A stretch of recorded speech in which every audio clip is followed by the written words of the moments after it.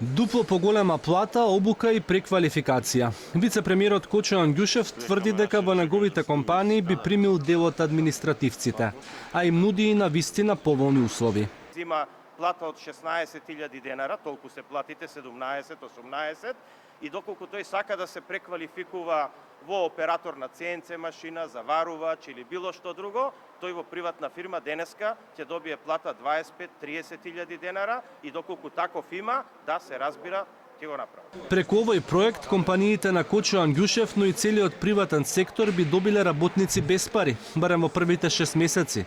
Планот е државата да ги покрива нивните примања додека трае периодот на дообучување и прилагодување. Преквалификацијата да не биде на трошок на компанијата, него да биде на трошок на владата. И ќе повторам, владата и сега ја плаќа платата на тој административен работник, но во иднина и тој ќе биде посреќен, а и компаниите ќе добијат работување. И додека се најавува префрување на работници од јавниот во приватниот сектор, продолжува и вдомувањето нови кадри под државна закрила. Само во моментов се активни десети нагласи кои нудат стотици позиции. Македонска пошта вработува дури 80 луѓе, бараат поштари, преведувачи, маркетинг агенти, шалтерски работници. И канцеларијата на премиерот повторно вработува. Бара референт за протокол, помлад соработник за координација на активности меѓу компании и институции, советник за нормативно-правни работи.